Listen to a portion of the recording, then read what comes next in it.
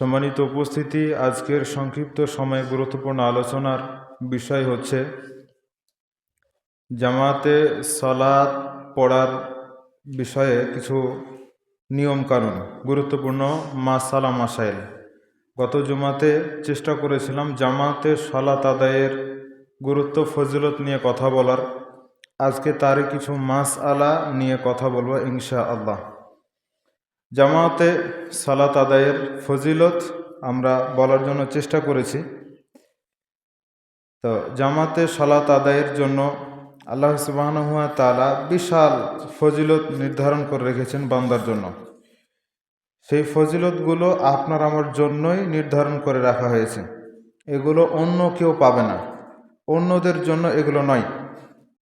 এই জন্য জামাতে সালাত আদায়ের বিষয়টাকে নিশ্চিত করতে হবে, যা আমরা এর আগের হাদিসগুলো থেকে জানতে পেরেছি যে জামাতে সালাত আদায়ের কি ফজিলত আল্লাহ সুবহানাহু ওয়া তাআলা নির্ধারণ করে রেখেছেন। তার চাইতে আরও বেশি ফজিলত পাওয়া যায় যখন কেউ আল্লাহ সুবহানাহু ওয়া তাআলাকে ভয় করে, তার ভয় অন্তরে রেখে বাইরে থাকা অবস্থাতেও সালাত আদায় করে। সেই ব্যক্তির ক্ষেত্রে মনে হবে যেন জামাতে সালাত আদায়ের চাইতেও বেশি নাকি বাহ্যিক দৃষ্টিতে। তো জামাত পেলে অবশ্যই জামাতের সাথে সালাত আদায় করতে হবে। জামাত যদি আশেপাশে হয়, জামাতে সালাত আদায় ব্যবস্থা যদি থাকে, তাহলে অবশ্যই সেখানে অংশগ্রহণ করতে হবে, তাতে যেখানেই থাকেন। আর ব্যবস্থা নাই বা অনেক দূর, সেক্ষেত্রে একাই হলেও সালাত আদায় করতে হবে, সালাত ছাড়ার কোনো সুযোগ নাই। আমরা আল্লাহকে এতটাই ভয় করি যে যখন বাড়িতে থাকি তখন সালাত পড়ি, মাঠে ময়দানে কাজ করলে তখন গাফলতি করি। আবার এইরকমও শোনা যায়, হজ পালন করতে গিয়েছে বা কোনো সফরে রয়েছে, এমতো অবস্থায় এলাকার মানুষ তার ওখানে গিয়ে দেখে আসছে না যে ও সালাত পড়ছে কিনা। এই সুযোগে সে গাফলতি করে, সালাতই পড়ে না ঠিক মতো। তাহলে সালাতটা ছিল একটা প্রথম ফরজ, বড় ফরজ ইবাদত, তো এটাই করলো না, তাহলে সফরে থাকা অবস্থায় তার যে ফজিলত ছিল সেটাই বা কেমন করে পাবে? আর সে যে হজ আদায় করতে যাওয়া আসায় আপ ডাউনে যে সালাত পড়লো না, তাহলে তার হজটাই বা কেমন করে কবুল হবে? এটা হলো ভাববার বিষয়। অনেকে এই কাজগুলো করে যখন দেখে যে সে বিমানে আছে, ওই বিমানে বসে থাকা অবস্থায় অক্ত হয়ে গেছে, তারপরে সে সালাত পড়ে না। ও মনে করে বসে থেকে সালাত হয় না, বা বিমানে থাকা অবস্থায় কিভাবে সালাত পড়ব। তো এতদিন ধরে কেন জানেননি আপনি? ওখানে গিয়ে দ্বিধাদ্বন্দ্বে পড়ার পূর্বেই জেনে নেওয়াটা ভালো ছিল। অথচ দেখা যায় অধিকাংশ মানুষ হজ করতে যায়, অথচ হজের নিয়ম কানুন কিছু জানে না। প্রচলিত কুসংস্কার নিয়ে পড়ে আছে। ও জানে যে হজ করে আসার পর মাথা থেকে টুপি নামানো যাবে না, এটা সে ঠিক মানে। আসলেই টুপি নামানো যাবে কি না, কোরআন হাদিস কি বলে, কোনোদিন ঘেঁটে দেখার প্রয়োজন বোধ করেনি। আবার হজ করে আসার পরে 40 দিন বাড়ি থেকে বের হওয়া যায় না বাড়ি থেকে, প্রচলিত কুসংস্কারের একটি এটাও ঠিক মানে, কিন্তু কখনো তলিয়ে দেখে না যে আসলে এটা সঠিক কিনা। অথচ এগুলো মানতে গিয়ে নিজের পরিশ্রম করা টাকার হজ, নিজের দৈহিক পরিশ্রম করা এই হজ কখন যে বাতিল হয়ে গেছে বোঝার উপায় নেই। যখন শিরক বিদআত চলে আসে তখন আর ইবাদত টিকে না। এই জন্য সাবধানতা অবলম্বন করতে হবে। রাসূল সাল্লাল্লাহু আলাইহি ওয়াসাল্লাম বলছেন যে জামাতের সালাত আদায়ের নেকি হচ্ছে 25 গুণ। মানে একা একা সালাত আদায় করলে যা নেকি হয়, ওই রকম 25 বার সালাত আদায় করলে যা নেকি হয়। একজন ব্যক্তি জামাতের সাথে সালাত আদায় করলো, সালাত যদি আল্লাহ কবুল করে নেন, তাহলে ওই যে একাই ব্যক্তি 25 বার সালাত পড়েছে, ওই 25 বারের সমান একবার জামাতে পড়লে আল্লাহ এই নেকি দিবেন। কোনো বর্ণনায় 27 গুণের কথা বলা হয়েছে। তবে মুহাদ্দিসগণ এটাকে পার্থক্য করার চেষ্টা করেছেন এভাবে যে জামাতে সালাত আদায় করার ক্ষেত্রে যেই শর্তগুলো রাসূল সাল্লাল্লাহু আলাইহি ওয়াসাল্লাম বলেছেন, যেমন আগে আগে জামাতে আসা, প্রথম কাতারে দাঁড়ানো, তাকবীরে উলার সাথে সালাত পড়া, এইরকম যতগুলো ফজিলতপূর্ণ কথাবার্তা আছে, এগুলো যারা মানে তাড়াতাড়ি করার চেষ্টা করবে তারা 27 গুণ পাবে, আর যারা এগুলোতেও ঢিলামো করবে তারা 25 গুণ পাবে। এইরকম পার্থক্য করার জন্য চেষ্টা করেছেন। তো এই হাদিসে রাসূল সাল্লাল্লাহু আলাইহি ওয়াসাল্লাম 25টি সালাতের সমতুল্য বলে উল্লেখ করছেন, যে একজন ব্যক্তি একাই 25 বার সালাত পড়লে যা নেকি পেয়েছে, আরেকজন ব্যক্তি জামাতের সাথে একবার সালাত পড়াতে তাই নেকি পাচ্ছে। এটা হলো জামাতের ফজিলত। অথচ কাজকামের দোহাই দিয়ে, ব্যস্ততার দোহাই দিয়ে জামাত বাদ দিয়ে একাই সালাত আদায় করছেন। এটা জায়েজ নয়। সুযোগ আছে জামাতে সালাত পড়ার, জায়েজ নয় জামাত ছাড়া সালাত পড়া। ভুল হয়ে যাচ্ছে, ফরজ ওয়াজিব তরক হয়ে যাচ্ছে। বেঁচে থাকার জন্য চেষ্টা করুন। এ পর্যায়ে আমরা একটু উল্লেখ করার জন্য চেষ্টা করব যে কোন কোন অবস্থাতে আপনি জামাত ত্যাগ করতে পারবেন, জামাত ত্যাগ করার সুযোগ পাওয়া যায় কোন কোন অবস্থাতে। এটা রাসূল সাল্লাল্লাহু আলাইহি ওয়াসাল্লাম আমাদেরকে জানিয়েছেন কোন কোন ওজরে জামাত ত্যাগ করা যায়। আল্লাহ সুবহানাহু ওয়া তাআলা বলছেন সূরা মায়েদার 6 নম্বর আয়াত, মা ইউরিদুল্লাহু লিয়াজআলা আলাইকুম মিন হারজ। আল্লাহ বলছেন যে দ্বীনের ব্যাপারে আল্লাহ কোনো সংকীর্ণতা রাখেননি। ওয়ামা জাআলা আলাইকুম ফিদ্দীনি মিন হারাজ, দ্বীনের ব্যাপারে কোনো প্রকার সংকীর্ণতা নাই, সব বিস্তারিত পাওয়া যায়। তবে আমাদের সমাজের একটা কথা, মা ফাররাতনা ফিল কিতাবি মিন শাই, যে এমন কোনো বিষয় নাই যে বিষয়ের সমাধান কোরআনে নাই। এই কথাটা এইভাবে বললে ভুল হবে। এইভাবে বলেন, এমন কোনো মৌলিক বিষয় নাই যেই বিষয়ের সমাধান আল্লাহ কোরআনে দেননি, এভাবে বলেন মিলবে। কিন্তু যদি আপনি আগের সিস্টেমে বলেন যে এমন কোনো বিষয় নাই, এমন কোনো জিজ্ঞাসা নাই, এমন কোনো প্রশ্নের উদ্রেক নাই যেটার ব্যাপারে কোরআন সমাধান দেননি, তাহলে এটা ভুল। কেন? কোরআনে মৌলিক বিষয়গুলোকে আল্লাহ সংক্ষিপ্তভাবে উল্লেখ করেছেন। সালাত কায়েম করার কথা বলেছেন, কিন্তু কিভাবে সালাত কায়েম করতে হবে, পদ্ধতি কিভাবে সালাত আদায় করতে হবে, পদ্ধতি এটা আল্লাহ কোরআনে দেননি। কিছু মৌলিক নীতিমালা দিয়েছেন।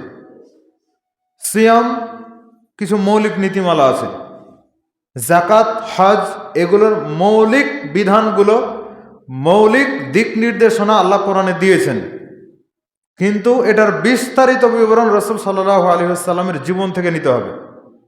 যারা কোরআন মানে হাদিস অস্বীকার করে, মুনকিরিনা হাদিস, আহলে কোরআন যারা, তারা ঠিক এভাবে আপনাকে বিভ্রান্ত করবে যে কোরআনে সব কিছুর সমাধান রয়েছে।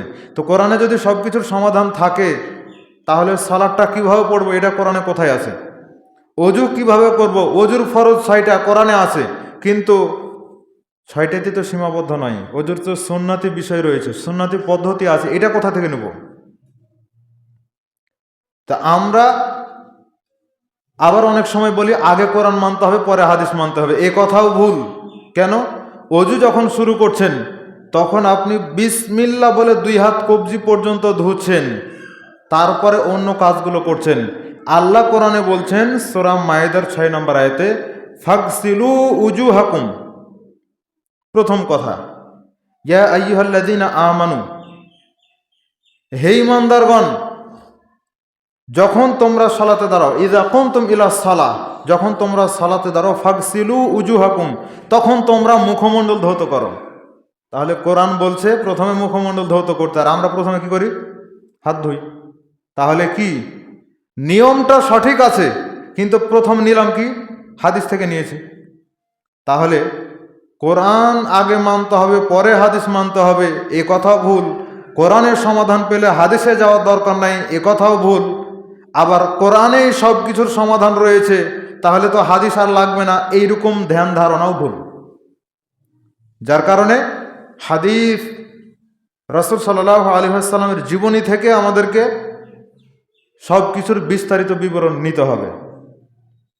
ওয়া ইউআল্লিমুহুমুল কিতাবা ওয়াল হিকমা, মূলত কোরআন দিয়েই আল্লাহ সব কিছুর সমাধান করে দেননি। কোরআন রাসূল সাল্লাল্লাহু আলাইহি ওয়াসাল্লামকে দিয়েছেন, কোরআন মানুষের কাছে পড়ে পড়ে শোনানো হবে এবং এটার ব্যাখ্যা করে দেওয়া হবে। বিস্তারিত বিবরণ কিভাবে কি, কোত্থেকে কি আসলো, কোথা থেকে কি, কিভাবে করতে হবে, সব কিছু রাসূল সাল্লাল্লাহু আলাইহি ওয়াসাল্লাম তার বাস্তব জীবনে প্র্যাকটিক্যালে দেখিয়ে গেছেন। এগুলো দেখে সাহাবায়ে কেরাম আমল করেছেন, তারাও সেগুলো প্রচার করেছেন। এইভাবে করতে করতে আজকে পর্যন্ত আমাদের কাছে এসেছে। কিন্তু এক শ্রেণীর মানুষ তারা হাদিস মানতে চায় না, কোরআনই মানতে চায়। হাদিস মানা যাবে না, সুন্নাহ মানতে হবে। তো সুন্নাহ তো হাদিস থেকেই আসছে। সম্মানিত উপস্থিতি, তা আমরা বলতে চাচ্ছি যে আল্লাহ সুবহানাহু ওয়া তাআলা দ্বীনের মধ্যে কোনো সংকীর্ণতা রাখেননি। এইভাবে বলেন যে ইসলাম সব কিছুর সমাধান দিয়েছে, বলেন এভাবে, এটা ঠিক আছে। কিন্তু একচেটিয়াভাবে কোনো একটাকে বলা সহিশুদ্ধ নয়। জামাত ত্যাগ করা যায় কোন কোন ওজরে, যে ওজরগুলোতে কোনো গুনাহ হয় না। সেগুলোর এক নম্বর হচ্ছে ঝড় বৃষ্টি, প্রচণ্ড গ্রীষ্ম, প্রচণ্ড শীত। এগুলোর কারণে যদি মসজিদে আসতে কেউ না পারে, সেক্ষেত্রে রাসূল সাল্লাল্লাহু আলাইহি ওয়াসাল্লাম ছাড় দিয়েছেন। তিনি মুয়াজ্জিনকে বলতেন হাইয়া আলাস সালাহ হাইয়া আলাল ফালার জায়গাতে বলতে হবে আসসালাতু ফি বুয়ুতিকুম সল্লু ফি বুয়ুতিকুম আসসালাতু ফি রিহালিকুম, এভাবে বলার জন্য, মানে তোমরা বাড়িতেই সালাত পড়ে নাও।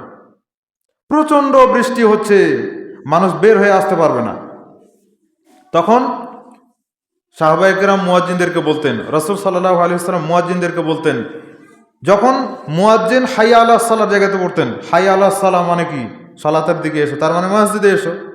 হাইয়া আলাল ফালাহ, কল্যাণের দিকে আসো, তার মানে মসজিদের দিকে আসো। তো ওই জায়গাতে বলতে বলতেন যে আসসালাতু ফি বুয়ুতিকুম আসসালাতু ফি রিহালিকুম, মানে তোমরা বাড়িতেই সালাত পড়ে নাও, এভাবে বলার জন্য বলতেন। এই সুন্নাতটা সমাজ থেকে উঠে গেছে, নাই, একটা মৃতপ্রায় সুন্নাত। আমরা প্রেক্ষাপটে এখনও মিলাতে পারিনি, না হলে শব্দগুলো বলতাম। আল্লাহ যেন সহজ করেন, সময় যেন আমরা এই মৃতপ্রায় সুন্নাতগুলোকে জীবিত করে জাতির সামনে তুলে ধরতে পারি। সব বুখারী মুসলিম সহ নির্ভরযোগ্য হাদিস গ্রন্থের নির্ভরযোগ্য সহিহ সূত্রে প্রমাণিত হাদিস, যার কিছু বিবরণ সহিহ বুখারী 632 এবং সহিহ মুসলিম 697 নম্বর হাদিস দ্বারা প্রমাণিত। এছাড়া সহিহ বুখারী 901 এবং সহিহ মুসলিম 699 নম্বর হাদিসে এর বিবরণ রয়েছে। 2 নম্বর হচ্ছে রোগ এবং অসুস্থতা। রোগ অসুস্থতা এগুলো যদি এমন পর্যায়ের হয় যে আপনি বাড়ি থেকে মসজিদ যাওয়া আসা করাতে সমস্যা, তাহলে আসিয়েন না। কিন্তু চিন্তা করে দেখেন, রাসূল সাল্লাল্লাহু আলাইহি ওয়াসাল্লামের সময়ে, সাহাবায়ে কেরামের সময়ে শুধুমাত্র সাহাবীরা মনে করতেন যে কেউ যদি এশার এবং ফজরে উপস্থিত না হয় তাহলে মুনাফিক হয়ে গেছে। ও শুধু মসজিদে উপস্থিত হতে পারেনি, এজন্য সে মুনাফিক হয়ে গেছে, এটা সাহাবায়ে কেরাম মনে করতেন। যার কারণে কেউ অসুস্থ হলেও কষ্ট করে এসে মসজিদে সালাত আদায় করতেন। কেন? ওই মুনাফিকি অপবাদ থেকে, মুনাফিকি শব্দ বিস্ফোরণ থেকে বাঁচার জন্য সাহাবায়ে কেরাম এভাবে করতেন। আর রাসূল সাল্লাল্লাহু আলাইহি ওয়াসাল্লাম তার শেষ জীবনে আবু বকর রাদিয়াল্লাহু তাআলা আনহুকে ইমামতি করতে দিলেন। তারপরে তিনি যখন কিছুটা সুস্থতা অনুভব করলেন, তখন 2 জন সাহাবীর কাঁধে ভর করে তিনি মসজিদে গিয়ে সালাত আদায় করলেন। 2 জন সাহাবীর কাঁধে ভর করে মাটিতে পা ছেঁচড়াতে ছেঁচড়াতে তিনি মসজিদে গিয়ে জামাতে সালাত আদায় করেছেন। বলেন আপনার অসুস্থতা কেমন যে একটুতেই আপনি সালাত ছেড়ে দেন? জামাতে আসা তো দূরের কথা, সালাতে আপনি ছেড়ে দেন। বলেন আপনার অসুস্থতা কেমন? আপনি রাসূলের চাইতে বেশি অসুস্থ ছিলেন? যদি বলেন যে না, এমন অসুস্থ যে হাসপাতালের বেডে আছি, মসজিদে যেতে পারি না, শুয়ে আছি, উঠতে পারি না, আল্লাহ সুবহানাহু ওয়া তাআলা আপনাকে দেখছেন, আপনার অন্তরের খবর আল্লাহ তাআলা জানেন কেমন অসুস্থতার কারণে আপনি জামাত মিস করলেন। 3 নম্বর হচ্ছে ভয়।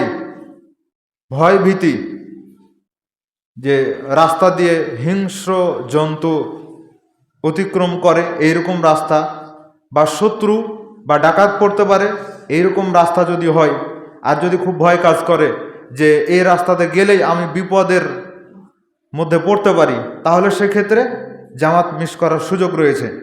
কোনো কিছু চুরি হয়ে যাওয়া, যেমন মনে করেন যে আপনি ঘর থেকে যদি বের হয়ে যান, তো ঘর ফাঁকা পেয়েছে, এখন চুরি করে নিয়ে যাবে সব কিছু তালা ভেঙে, তাহলে সেক্ষেত্রে ঘর পাহারা দেওয়ার জন্য, সম্পদ পাহারা দেওয়ার জন্য তখন আপনি বাড়িতে অবস্থান করতে পারেন, তখন কোনো অসুবিধা হবে না।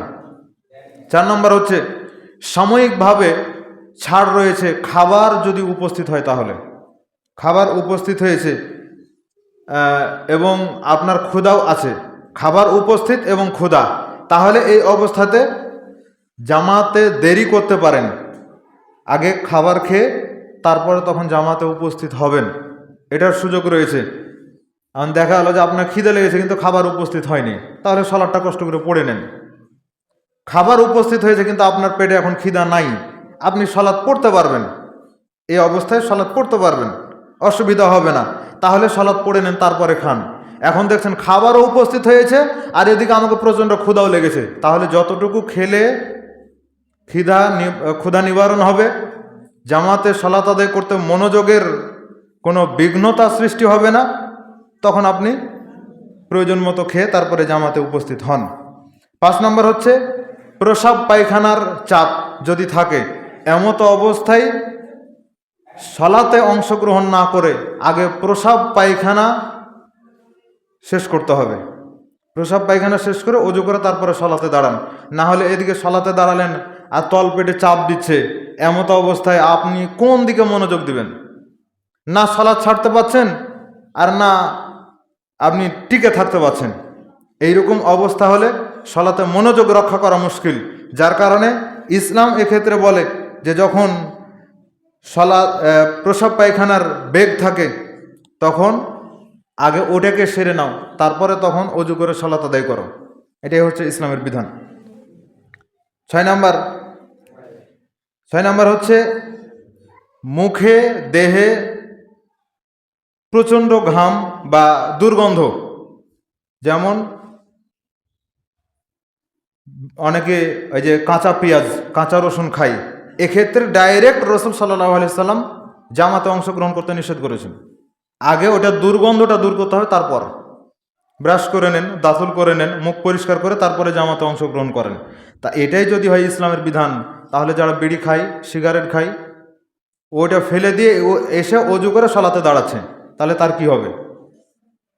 বেঁচে থাকার জন্য চেষ্টা করুন। যে ব্যক্তি নেশাদার দ্রব্য খায় পান করে, এর চাইতে নিকৃষ্ট ব্যক্তি দুনিয়াতে নাই, এর চাইতে নিকৃষ্ট ব্যক্তি দুনিয়াতে নাই। রসুল সাল্লাল্লাহু আলাইহি সাল্লাম একে বানর আর শূকরের সাথে তুলনা করেছেন। আমি বললে আপনি কষ্ট পাবেন, নেশাদার দ্রব্য যারা খায় পান করে তাদেরকে হাদিসে বানর আর শূকরের সাথে তুলনা করা হয়েছে। কেন? শূকর বিবেচনা ছাড়াই খায়, বিবেচনা ছাড়াই খায়। যখন কেউ বিড়ি সিগারেট খাচ্ছে তখনও বিবেচনা ছাড়াই খাচ্ছে। ও দেখছে প্যাকেটে লেখা আছে এটা ক্যান্সারের কারণ, ফতোয়া তো কোম্পানিতে দিয়ে রেখেছে, আমরা তো কোরআন হাদিস বললে হয় না, ফতোয়া কোম্পানি থেকেই দিয়ে রেখেছে, গায়ে লেখা আছে। তো ওই লেখা দেখার পরেও ও নিজেকে কন্ট্রোল করতে পারেনি, ও নিজে খাচ্ছে, অসুস্থ হচ্ছে, পরিবারের লোকজন অসুস্থ হচ্ছে, ও নিজেকে ঠিক করতে পারেনি। গোটা জমিন, গোটা আসমান জমিনের মাঝখানে আকাশ বাতাস সব কিছু ভারী হচ্ছে, পাপ বেশি হওয়ার কারণে জমিনে ধ্বংস, ভূমিকম্প, আজাব গজব এগুলো বেশি হচ্ছে, ও কখনো এগুলোকে পরোয়া করে না। করোনা এসে ওকে করোনা এটা কইতে পারেনি, ও তখনও করে গিয়েছে, আর এখন তো কিছুই নাই। তবে জেনে রাখেন, যত কিছু আজাব আর গজব দুনিয়াতে আপনি আমি পাচ্ছি, যাহারাল ফাসাদু ফিল বাররি ওয়াল বাহরি বিমা কাসাবাত আইদিন নাস, যত কিছু আজাব আর গজব আপনি আমি পাই সব হচ্ছে আমাদের হাতের কামাই। আপনি আমি যা কিছু আমল করি, বদ আমল করি, পাপের কাজ করি, সব কিছুর আজাব আর গজব আল্লাহ দুনিয়াতে দিয়ে রাখছেন। পরকালে তো দিবেনই, এখানে শুধু টেস্ট চলছে, কতখানি টিকে থাকতে পারেন আপনি, এখানে শুধুমাত্র পরীক্ষা করা হচ্ছে। সম্মানিত উপস্থিতি, এই জন্য এগুলো থেকে বেঁচে থাকার জন্য চেষ্টা করতে হবে। তারপরে ঘুম, যদি অতিরিক্ত যদি ঘুম আসে, তাহলে সেক্ষেত্রে জামাত ত্যাগ করে প্রয়োজন মতো ঘুমিয়ে তারপরে সালাত আদায় করার কথা রাসূল সাল্লাল্লাহু আলাইহি ওয়াসাল্লাম বলেছেন। বিজ্ঞান বলে কোনো ব্যক্তি যদি 6 মিনিট ঘুমায় তাহলে তার ক্লান্তি দূর হয়ে যায়। ব্যক্তি বিশেষে পার্থক্য থাকতে পারে, কিন্তু বিজ্ঞান যেভাবে বলেছে সেটা আপনার সামনে বললাম। বাকি আপনার শরীরের গতি অনুযায়ী আপনি ঘুমিয়ে নেবেন। যদি ঘুমের চাপ বেশি পরিমাণে থাকে তারপরে সালাত আদায় করবেন, না হলে খুব তন্দ্রাচ্ছন্ন হয়ে থাকছেন, ঢোলন আসছে, এমত অবস্থায় সালাত আদায় করবেন। আত্তাহিয়াতুর জায়গায় সূরা ফাতিহা আর সূরা ফাতিহার জায়গায় দরুদ, কোথায় কি পড়বেন কোনো কিছু বুঝতে পারবেন না, অটোমেটিক সালাতটা নষ্ট হয়ে যাবে। সম্মানিত উপস্থিতি, ইমামের কেরাত যদি লম্বা হয়, অনেক লম্বা করছে, আপনি টিকতে পারছেন না, দাঁড়িয়ে থাকতে পারছেন না, এমত অবস্থায় সালাত ছেড়ে একাই সালাত পড়া যায়, বা অন্য জামাতে অংশগ্রহণ করার একটা এখতিয়ার থাকে। মুয়াজ রাদিয়াল্লাহু তাআলা আনহু আল্লাহ রসুলের পিছনে এশারের সালাত পড়তেন, পড়ার পরে তিনি নিজ গ্রামে গিয়ে আবার তিনি সালাত পড়াতেন। চিন্তা করেন, রসুল সাল্লাল্লাহু আলাইহি ওয়াসাল্লাম নিজেই এশার সালাত পড়াতেন দেরি করে, আর তিনি এখানে সালাত পড়ে আবার নিজ এলাকাতে নিজ গ্রামে গিয়ে ওখানে সালাত পড়াচ্ছেন, ইমামতি করছেন, তাহলে ওখানে কত দেরি হয়। এইরকমভাবে দেরি করে সালাত পড়াচ্ছেন, আর সালাতে ধরেছেন সূরা বাকারার মতো লম্বা সূরা। তখন একজন ব্যক্তি দাঁড়িয়ে থাকতে থাকতে যখন আর পারল না, তখন সালাত ছেড়ে একাই তিনি সালাত আদায় করেছেন। সকালবেলা গিয়ে রাসূল সাল্লাল্লাহু আলাইহি ওয়াসাল্লামকে বললেন যে আল্লাহ রাসূল, আপনার সাহাবী এইভাবে করে সালাত পড়াচ্ছে, সারাদিন কাজকর্ম করি, ক্লান্ত শ্রান্ত শরীর নিয়ে জামাতে অংশগ্রহণ করছি জামাতের ফজিলত পাওয়ার আশায়, অথচ এত লম্বা করে সালাত পড়লে কেমনে টিকতে পারি, তাও আবার এশারের সালাত। তখন রাসূল সাল্লাল্লাহু আলাইহি ওয়াসাল্লাম মুয়াজ রাদিয়াল্লাহু তাআলা আনহুকে বললেন যে আনতা ফাত্তান, মুয়াজ তুমি কি ফিতনা তৈরি করছো? এই সালাতে, এশার সালাতে সূরা আলা, সূরা গাশিয়া, সূরা বুরুজ, সূরা দোহা, সূরা শামস, এই সূরাগুলো তুমি ধরতে পারো, কেন তুমি সূরা বাকারা, সূরা আলে ইমরানের মতো লম্বা সূরা ধরলে? এখানে লম্বা সূরা ধরার কোনো প্রয়োজন থাকে? কোনো প্রয়োজন থাকে না। তারপরেও ইমামদেরকে সতর্ক করে রাসূল সাল্লাল্লাহু আলাইহি ওয়াসাল্লাম বলেছেন যে পিছনে মুসল্লি থাকে, মুরব্বী, অসুস্থ ব্যক্তি, বয়স্ক ব্যক্তি, ছোট বাচ্চা, সব ধরনের মুসল্লি থাকে, অতএব খেয়াল করেই সালাতকে লম্বা করতে হবে। আমি অনেক জানি দেখে একবারে দিলাম লম্বা করে, এই সুযোগ সব সময় কাজে লাগানো যাবে না, এটাকে সব সময় সুযোগও মনে করা যাবে না। সব সময় মুসল্লিদের দিকে খেয়াল রেখেই সেটা আদায় করার জন্য চেষ্টা করতে হবে। তারপরে যদি পোশাক না থাকে, বাড়ির ভিতরে আছেন, উলঙ্গ অবস্থায় আছেন, পোশাক নাই, তখন জামাত মিস করে একাই বাড়িতেই সালাত আদায় করতে পারবেন, এই সুযোগ রয়েছে। আবার ব্যস্ততা, সফর অবস্থায় রয়েছেন, সফর অবস্থায় জামাতে আদায় করলে অবশ্যই ভালো, কিন্তু যদি সফর অবস্থায় থাকার কারণে জামাত চলে যায়, সেক্ষেত্রে জামাত মিস করা যায়, তবে আদায় করাটাই ভালো। মৃত ব্যক্তিকে কাফন দাফনের ব্যবস্থা করছেন, গোসল দিচ্ছেন, ইত্যাদি কাজে ব্যস্ত রয়েছেন, এক্ষেত্রে এই ব্যস্ততা এটা একটা বৈধ ওজর। তায়াম্মুম করছেন, মানে পানি খুঁজে খুঁজে খুঁজে খুঁজে পেলেন না, জামাতও চলে গেল, এখন তায়াম্মুম করে সালাত পড়ছেন। পানি নেওয়ার জন্য চেষ্টা করেছেন কিন্তু পাননি, এক্ষেত্রে আল্লাহ সুবহানাহু ওয়া তাআলা ছাড় দিয়েছেন। তখন আপনি পানি খুঁজে খুঁজে না পাওয়ার কারণে তায়াম্মুম করে সালাত আদায় করতে পারবেন, কোনো অসুবিধা নেই। এই ওজরগুলো গ্রহণ করে সেগুলো কাজে লাগাতে পারবেন, কোনো অসুবিধা হবে না ইনশাআল্লাহ।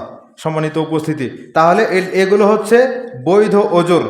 এইটাই আপনাকে বলতে চাইলাম যে ব্যক্তি জামাতে সালাত আদায় করবে সে ব্যক্তি 25 গুণ সওয়াব পাবে। মানে একাই 25 বার সালাত আদায় করলে যা নেকি হয়, একবার জামাতে সালাত আদায় করলে তাই নেকি হবে। কোন কারণ দেখিয়ে, কোন ওজোর দেখিয়ে আপনি জামাতটা মিস করেন বলেন? জামাতটা যেন ঠিকভাবে হয়, এই জন্য আল্লাহ রসুল বললেন যে 40 দিন পর্যন্ত তাকবীরে উলার সাথে সালাত আদায় করো, জাহান্নাম থেকে মুক্তি পাবা, মুনাফিকি থেকে মুক্তি পাবা। এই আমলগুলো তো আপনি আমি করতে চাই না, এগুলো তো আপনি আমি করতে চাই না। দেখেন আল্লাহর দুনিয়াতে অনেক মানুষ রয়েছে যারা করার চেষ্টা করে এবং পারেও বটে। আপনিও চেষ্টা করেন, আপনিও পারবেন। পরের অংশে রাসূল সাল্লাল্লাহু আলাইহি ওয়াসাল্লাম বলছেন যে কেউ যদি জামাত না পাওয়ার কারণে একাই সালাত আদায় করে, মাঠে ময়দানে, খোলা জায়গায়, নির্জন জায়গায়, যেখানে কাজ করছে ওখান থেকে যদি জামাতে অংশগ্রহণ করার জন্য চেষ্টা করে মসজিদে এসে, তাহলে জামাত নাও পেতে পারে, সমস্যা। এখন বৈধ একটা ওজরের কারণে নির্জন জায়গাতে, খোলা জায়গাতে, মাঠে সালাত আদায় করছে, যদি সে রুকু সিজদা ঠিক মতো করে, আল্লাহকে ভয় করে যদি সালাত আদায় করে, 50 ওয়াক্ত সালাতের নেকি আল্লাহ সুবহানাহু ওয়া তাআলা দিবেন। একাই সালাত আদায় করলে এই ফজিলত। যখন আপনি জামাত পাচ্ছেন না, তখন জামাতের নিয়ত করে এসেছিলেন, এসে দেখছেন সবাই বৈঠকে আছে বা সিজদায় আছে শেষ রাকাতে, তার মানে জামাত তো আপনি পাইলেন না। অথচ আপনি নিয়ত করে এসেছিলেন, নিয়ত অনুযায়ী আপনি নেকি পেয়ে যাবেন। কিন্তু যদি ঢিলামো করেন যে জামাতের নেকিও দরকার, এদিকে কাজও আছে, ঢিলামো করতে করতে নিজ ইচ্ছায়, স্ব ইচ্ছায় এগুলো করে আপনি জামাত মিস করলেন, অপরাধী হয়ে কাঠগড়ায় উঠতে হবে, বিচারের মাঠে অপরাধী হয়ে উঠতে হবে। জামাতে অংশগ্রহণ করবেন, আদব কি? আদব হচ্ছে বাড়ি থেকেই সুন্দর পোশাক পরে আল্লাহর সামনে এসে আল্লাহর সামনে উপস্থিত হওয়ার জন্য চেষ্টা করতে হবে। প্রত্যেক ওয়াক্তে সালাতে দাঁড়াচ্ছেন মানে আপনি আল্লাহর সাথে কথা বলার জন্য এখন দাঁড়ালেন, আল্লাহর সামনে কথা বলার জন্য দাঁড়াবেন। তখন কি আর মাঠে কাজ করা পোশাক দিয়ে চলে? তখন কি আর নোংরা পোশাক, দুর্গন্ধযুক্ত পোশাক দিয়ে সালাত পড়া চলে? তখন একটু ভালো পোশাক পরে আল্লাহর সামনে দাঁড়ানোর জন্য চেষ্টা করেন। মনে রাখেন এখন আপনার সামনে আল্লাহ আছে, অতএব নিজেকে একটু পরিষ্কার রেখে সালাত আদায় করার জন্য চেষ্টা করেন, সুন্দর পোশাক, ভালো পোশাক পরে আসেন। 2 নাম্বার হচ্ছে বাড়ি থেকে অজু করে আসার জন্য চেষ্টা করেন। বাড়ি থেকে যখন আপনি অজু করে আসবেন, তখন প্রতি কদমে কদমে আল্লাহ সুবহানাহু ওয়া তাআলা একটা করে নেকি দিবেন, একটা করে গুনাহ মাফ করে দিবেন, একটা করে মর্যাদাও বাড়িয়ে দিবেন বাড়ি থেকে অজু করে আসলে। আর মসজিদে এসে অজু করছেন, এটা অপরাধ নয়, এটা হারাম নয়, কিন্তু ফজিলতটা আপনাকে বললাম যে ফজিলত যদি পেতে চান তাহলে চেষ্টা করেন বাড়ি থেকে অজু করে আসার জন্য। ব্যতিক্রম মাঝে মধ্যে হতে পারে, কিন্তু চেষ্টা করে যান। আল্লাহ সুবহানাহু ওয়া তাআলা তৌফিক দান করুন, আল্লাহুম্মা আমিন। সম্মানিত উপস্থিতি, কতজন হলে জামাত কায়েম হবে? মিনিমাম 2 জন, একজন ইমাম আর একজন একামত দিবে। মিনিমাম 2 জন যদি হয় তাহলে জামাত হয়ে যায়। তারপরে 3 জন 4 জন, যত বেশি লোক হবে একটা জামাতে আল্লাহ সুবহানাহু ওয়া তাআলার কাছে তত বেশি প্রিয় হয়ে যায় এটা। সুতরাং জামাতটার প্রতি খেয়াল রাখার জন্য চেষ্টা করবেন। জামাতে অংশগ্রহণ করছেন, এবার জামাতটা কিভাবে বাঁধবেন? পুরুষ যদি একাই হয়, পুরুষ মহিলা যেই হোক, একাই যদি সালাত পড়ে তাহলে তো একাই, এটা তো জামাত হয় না। 2 জন যদি হয় তাহলে সেটা জামাত হয়। এখন পুরুষ হোক মহিলা হোক, মানে পুরুষ 2 জনই পুরুষ অথবা 2 জনই নারী জামাতে সালাত আদায় করবে, তাহলে 2 জনের ক্ষেত্রে একই বিধান যে ইমাম আর মুক্তাদি পাশাপাশি দাঁড়াবে। আমাদের সমাজে কি করে? ইমামকে 2 আঙ্গুল সামনে দেয়, মুক্তাদি 2 আঙ্গুল পিছনে দাঁড়ায়। এই পদ্ধতি আল্লাহ রসুল দেননি। পায়ে পা মিলিয়ে, টাকনুর সাথে টাকনু মিলিয়ে সমান হয়েই দাঁড়াতে হবে।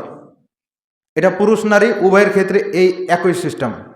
এখন মনে করেন যে 2 জন মুসল্লি, একজন পুরুষ একজন নারী, হতে পারে স্বামী স্ত্রী, হতে পারে ছেলে আর মা, মাহরাম। যদি এইরকম হয় তাহলে সেক্ষেত্রে পুরুষ সামনে দাঁড়াবে, নারী পিছনে দাঁড়াবে। পুরুষ ইমামের 2 সাইডে যে ফাঁকা আছে থাক ফাঁকা, কিন্তু মহিলা যেহেতু এই জন্য তাকে পিছনে দাঁড়াতে হবে। এটা হলো নিয়ম। যদি 3 জন মুসল্লি হয়, পুরুষের ক্ষেত্রে 3 জন যদি মুসল্লি হয় তাহলে সেক্ষেত্রে ইমাম একাই সামনে দাঁড়াবে আর 2 জন মুক্তাদি পিছনে দাঁড়াবে। 2 জন মুক্তাদি পিছনে দাঁড়াবে। এখন মুসল্লি ইমাম আর মুক্তাদি 2 জন ছিল, তাহলে ইমামের ডান পাশে মুক্তাদিকে দাঁড়াতে হয়, বাম পাশে দাঁড়িয়ে গেছে, তাহলে সেক্ষেত্রে কী করতে হবে? ইমামের কাজ হলো ওকে পিছন দিক দিয়ে সরিয়ে আবার বাম দিক থেকে ডান দিকে করে দেওয়া। আপনি আসলেন, দুইজন দাঁড়িয়ে ছিল, আপনি আসলেন, এখন আপনি কি করবেন? যে মুসল্লি রয়েছে, আপনি তো বুঝতে পারছেন ডান দিকেরটা মুসল্লি, তাহলে মুসল্লিটাকে আপনি হয় পিছন দিকে টেনে নেবেন পিছনে জায়গা থাকলে, আর যদি পিছনে জায়গা না থাকে, সামনে জায়গা থাকে, তাহলে ইমামকে সামনে ঠেলে দিবেন সামনের কাতারে। আর যদি কোনো জায়গায় না থাকে, পাশাপাশি দাঁড়িয়ে যান, কোনো সমস্যা নেই। এটা হলো নিয়ম। তাহলে তিনজন মুসল্লির ক্ষেত্রে বললাম, মহিলা যদি তিনজন হয়, তিনজনই মহিলা, তাহলে সেক্ষেত্রে ইমাম হিসাবে সে সামনে যেতে পারবে না, তাকে কাতারেই দাঁড়াতে হবে, তিনজনই পাশাপাশি দাঁড়াবে। তিনজন পুরুষ মুসল্লি, পুরুষ মানুষ, আর একজন বা একাধিক মহিলা মুসল্লি, তাহলে সেক্ষেত্রে কিভাবে দাঁড়াবে? একজন ইমাম হিসাবে সামনেই দাঁড়াবে, দুইজন মুক্তাদি, পুরুষ মুক্তাদি ইমামের পিছনে দাঁড়াবে, আর একজন বা দুইজন যদি মহিলা মুসল্লি হয়, তাহলে সবার পিছনে দাঁড়াবে, সব পুরুষের পিছনের কাতারে দাঁড়াবে। সামনে যতই জায়গা ফাঁকা থাকুক, মহিলা মুসল্লি, এই জন্য তাকে আর সামনে দাঁড়ানোর সুযোগ নেই, পুরুষের পাশে দাঁড়িয়ে সলাৎ পড়ার সুযোগ নাই। স্বামী স্ত্রী হলেও কোনো সুযোগ নাই। বাসর রাতে যে 2 রাকাত সলাৎ পড়ার কথা হাদিসে এসেছে, সেক্ষেত্রেও নফল সলাৎ, সেক্ষেত্রেও পুরুষ মানে যেটা বর সেটা সামনে দাঁড়াবে, আর স্ত্রী মুক্তাদি হিসেবে সে পিছনে থাকবে। স্বামী স্ত্রী তাই বলে পাশাপাশি দাঁড়াবে এই সুযোগ আল্লাহ দেননি। সম্মানিত উপস্থিতি, এগুলো হলো কাতার বাঁধার নিয়ম। এভাবে করে সলাতে দাঁড়ানোর জন্য চেষ্টা করবেন। এখন পিছনে মুক্তাদিরা রয়েছে, এক্ষেত্রে কে কিভাবে দাঁড়াবে? রাসূল সাল্লাল্লাহু আলাইহি ওয়াসাল্লাম বলছেন যে আমার পিছনে যারা দাঁড়াও, তাদের মধ্যে যারা বয়স্ক জ্ঞানী, তারা আমার পিছন বরাবর দাঁড়াও। তারপরে যারা বয়স একটু কম তারা দাঁড়াও, যারা জ্ঞানে একটু কম তারা দাঁড়াও, তারপরে শিশুরা থাকো। এইভাবে করে তিনি কাতারকে সাজাতেন। যদি দেখতে পান যে আমার পাশে একজন জ্ঞানী ব্যক্তি রয়েছে, তাহলে তাকে সামনে দেওয়ার জন্য চেষ্টা করেন। কারণ ইমামের যদি ভুল হয়, তো আপনি কি ঠিক করে দিতে পারবেন? হয়তো রুকু সেজদা যাওয়া উঠা নামা ইত্যাদি এগুলোতে পারলেন, কিন্তু কেরাত একটা আনকমন কেরাত ইমাম ধরেছে, এখন আপনি মুক্তাদি, আপনি হয়তো আপনার মুখস্থ নাও থাকতে পারে, তখন তো আপনি ঠিক করে দিতে পারবেন না। একজন জ্ঞানী ব্যক্তি পাশে দাঁড়িয়ে আছে, সে যদি বুঝতে পারে, সে ঠিক করে দিতে পারবে। এই জন্য বিষয়গুলোকে এভাবেই খেয়াল রাখার জন্য চেষ্টা করতে হবে। মুক্তাদি পিছনে থেকে উঁচু জায়গাতে থাকতে পারে, কিন্তু ইমাম উঁচু জায়গাতে থাকবে আর মুক্তাদি নিচু জায়গাতে থাকবে, এই সুযোগ আল্লাহ দেননি। রাসূল সাল্লাল্লাহু আলাইহি ওয়াসাল্লাম এটাকে নিষেধ করেছেন। বরঞ্চ প্রেক্ষাপটে এমনও হতে পারে যে ইমাম নিচু জায়গাতে আছে, পিছনের মুক্তাদিরা উঁচু জায়গাতে রয়েছে, এটা জায়েজ। যার কারণে এই যে এখানে থেকে নিচু জায়গাতে আমরা ইমামতি করছি, ওপরে মহিলারা রয়েছে, জায়েজ আছে, এটা বৈধ রয়েছে। এই জন্য এটা করতে পারবেন, কোনো অসুবিধা হবে না। সম্মানিত উপস্থিতি, এরপরে সালাতের বিবরণগুলোর মধ্য থেকে পুরুষ নারীর সালাতের পার্থক্য আছে কি না? মূলত পদ্ধতিগত দিক থেকে পুরুষ এবং নারীর সালাতে কোনো পার্থক্য নাই। বিদ্যুৎ না থাকার কারণে আপনাদের অনেক কষ্ট হচ্ছে, সবারই কষ্ট হচ্ছে। আল্লাহ যেন সবাইকে উত্তম বিনিময় দান করেন, আল্লাহুম্মা আমিন। পুরুষ এবং নারীর সালাতের একবারে তাকবীরে তাহরিমা থেকে শুরু করে সালাম ফিরানো পর্যন্ত পদ্ধতিগত দিক থেকে কোনো পার্থক্য নাই, সবার সালাত একই রকম।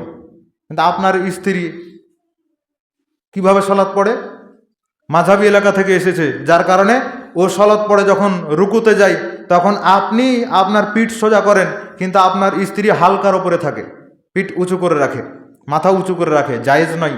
পুরুষের যা নারীরও তা, পদ্ধতিগত দিক একই। আবার সিজদাতে আপনি লম্বা করে সিজদা করছেন, আপনার পেটের নিচ দিয়ে ছাগল যাওয়া আসা করতে পারে, কিন্তু আপনার স্ত্রী এমনভাবে হাতির মতো শুয়ে সিজদা করে যে একবারে কাঁচুমাচু হয়ে হাত পা জড়ো করে সিজদা করে। এই সিজদা রাসূল সাল্লাল্লাহু আলাইহি ওয়াসাল্লাম নারীদেরকে শিক্ষা দেননি। এই সিজদা উম্মাহাতুল মুমিনিনরা কেউ করেননি। এই সিজদা নবীর স্ত্রী, নবীর মেয়ে, কোনো মুমিন নারী এগুলো করেননি। এগুলো মাঝহাবি সমাজে এগুলো চালু রয়েছে এখনো, শুধুমাত্র মাঝহাবের দোহাই দিয়ে। অথচ পদ্ধতিগত দিক থেকে ইমাম আবু হানিফা রাহিমাহুল্লাহ কোনো পদ্ধতি দেননি, প্রমাণিত নাই। তো বাহ্যিক দৃষ্টিতে যেগুলো পার্থক্য রয়েছে পদ্ধতির বাইরে, মানে সালাতে তাকবিরে তাহরিমা থেকে সালাম পর্যন্ত এর পদ্ধতির বাইরে যেগুলো পার্থক্য রয়েছে সেগুলো কয়েকটা আপনাদেরকে বলি। সেটা হচ্ছে জামাতে উপস্থিত হওয়ার ক্ষেত্রে পুরুষের জন্য মসজিদে জামাতে উপস্থিত হওয়া ওয়াজিব, জামাতে অংশগ্রহণ করা ওয়াজিব, কিন্তু নারীদের জন্য ওয়াজিব নয়। তারা সওয়াবের উদ্দেশ্যে আসতে পারে, তাদের জন্য সবচাইতে বেশি ভালো হলো বাড়ির মধ্যে সবচাইতে নির্জন জায়গাতে সালাত আদায় করা। তারপরেও যেই নবী এই কথা বলেছেন যে বাড়ির মধ্যে নির্জন জায়গাতে সালাত আদায় করা নারীদের জন্য সবচাইতে উত্তম কাজ, ওই নবী ওই মুখে আবার বলেছেন মহিলা যদি মসজিদে আসতে চায় তাহলে তাকে বাধা দিও না, তাহলে তাকে বাধা দিও না। এই কথা ওই নবী বলেছেন। কেন? মসজিদে আসলে জ্ঞান অর্জনের সুযোগ হয়। মসজিদে আসলে পুরুষ যেমন মসজিদের ফজিলত পায়, নারীও মসজিদের ফজিলত পায়। এই জন্য মাঝে মধ্যে মসজিদে আসতে দেন, এই সুযোগ থেকে তাদেরকে মাহারাম করিয়েন না। মসজিদমুখী করেন পরিবারকে, তাহলে পরিবার আদর্শ হবে। মসজিদ যদি পরিবারকে ভুলিয়ে রাখেন তাহলে ওই পরিবার আদর্শবান পরিবার হিসেবে আশা করতে পারবেন না। ভবিষ্যৎ জেনারেশন অন্ধকারে ডুবে মরবে। এখন পাশে একজন ছোট বাচ্চা যদি দাঁড়ায় তাহলে আপনার খুব বিরক্ত লাগে। জেনে রাখেন আজকে যদি আপনি বিরক্তি বোধ করেন, ভবিষ্যৎ অন্ধকার, ভবিষ্যতে আর আপনি মুসল্লি পাবেন না খুঁজে। মসজিদ একবারে পুরোটাই খালি হয়ে থাকবে। আল্লাহ তাআলা আমাদেরকে হেফাজত করুন, আল্লাহুম্মা আমিন। 2 নম্বর হচ্ছে লোকমা দেওয়ার ক্ষেত্রে ইমামের ভুল হয়েছে। পুরুষ মুক্তাদি কি বলে লোকমা দেয়? সুবহানাল্লাহ, সুবহানাল্লাহ বলে। কিন্তু মহিলা কি সুবহানাল্লাহ বলতে পাবে? মহিলা সুবহানাল্লাহ চলবে না, ও হাতে বাড়ি দিবে। এটা হচ্ছে একটা পার্থক্য।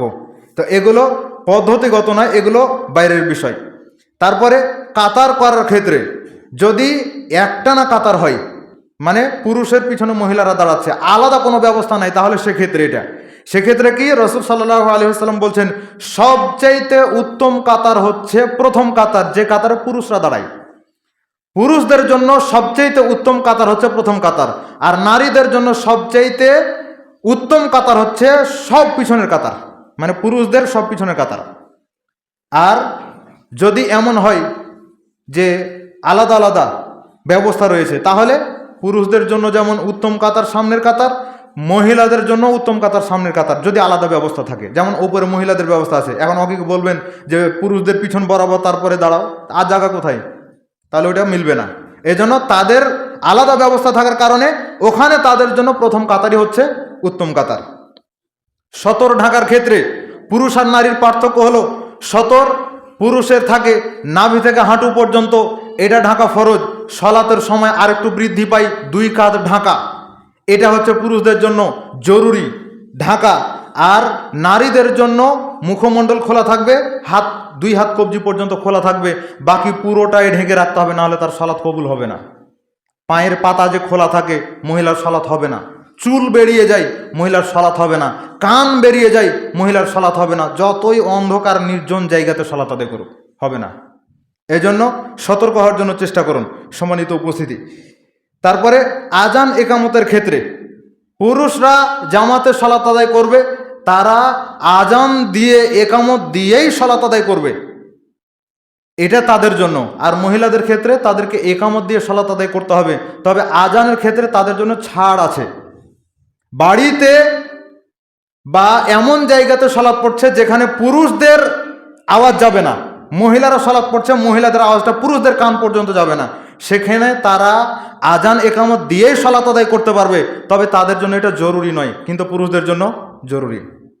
তারপরে আসেন ইমামের দাঁড়ানোর ক্ষেত্রে, যেটা আমরা এর আগে পদ্ধতি বললাম, সেটা কাতারে একাকী দাঁড়ানোর ক্ষেত্রে এমনটা যে পুরুষ মানুষ ও সামনে কাতার ফাঁকা আছে, তাই সে পিছনে, সামনে কাতার ফাঁকা থাকা অবস্থাতে সে পিছনে দাঁড়াচ্ছে, এটার সুযোগ নাই। কিন্তু মহিলাদের ক্ষেত্রে আগে পদ্ধতি বলে দিলাম, পুরুষের জামাতে যদি হয় আর একই জামাত একই জায়গাতে যদি হয়, সামনে যতই জায়গা থাকুক মহিলাকে পিছনেই দাঁড়াতে হবে। এটা হচ্ছে পার্থক্য।